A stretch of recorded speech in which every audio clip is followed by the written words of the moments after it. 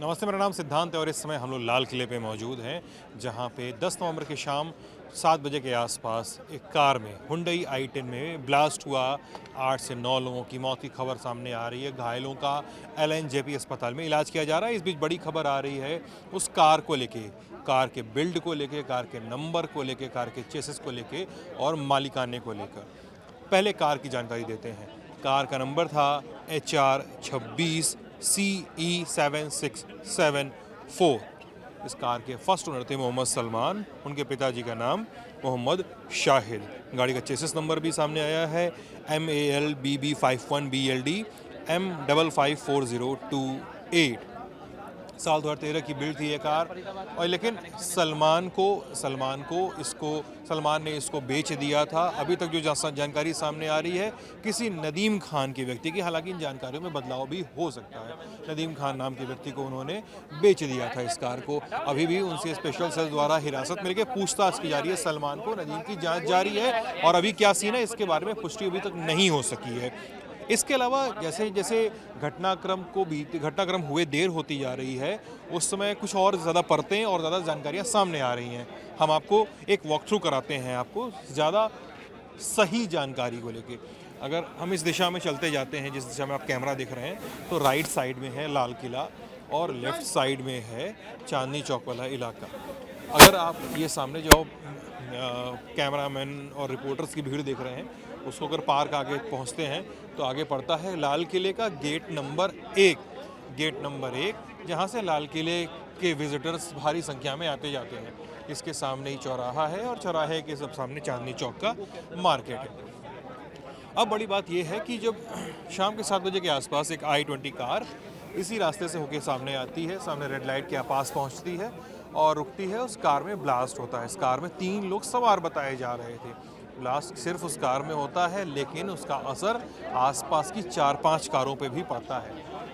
Blast इतना ज़ोरदार था कि पीछे की ओर लगभग 250-200 मीटर दूर जो लोग डिस्टेंस बता रहे हैं, वहाँ पर ब्लास्ट होता है।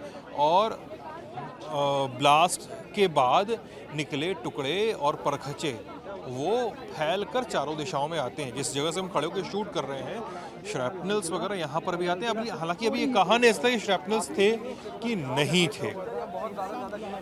उसके बाद घायलों को तुरंत भर्ती करवाया जाता है। घायलों को भर्ती कर एम्बुलेंस लेने आती है, उनको लेवा कर जाती है और उनको अस्पताल में उनका इलाज शुरू कराया जाता है। लेकिन अस्पताल में इलाज शुरू कराए जाने के साथ ही कुछ और जानकारियां सामने आती हैं। अगर आप डॉक्टरों के बयान पढ़ेंगे तो पता चलता है कि घायलों के शरीरों से उनके इंटरनल ऑर्गन से छर्रे और मेटल श्रैपनल्स वगैरह बरामद हुए हैं।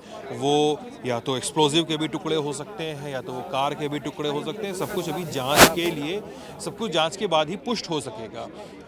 कहानियाँ और थ्योरीज बहुत सारी चल रही हैं। हम बहुत सारे सोर्सेज से बात कर रहे हैं, बहुत सारे लोगों से बातचीत कर रहे हैं। हम ये समझने की कोशिश कर रहे हैं कि आखिर ये हुआ क्या था।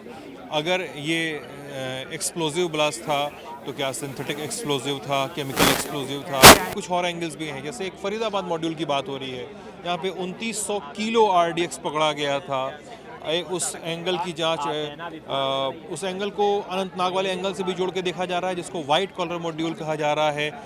डॉक्टर के पास भी AK-47 वगैरह जैसी चीज़ें बरामद हुई थी।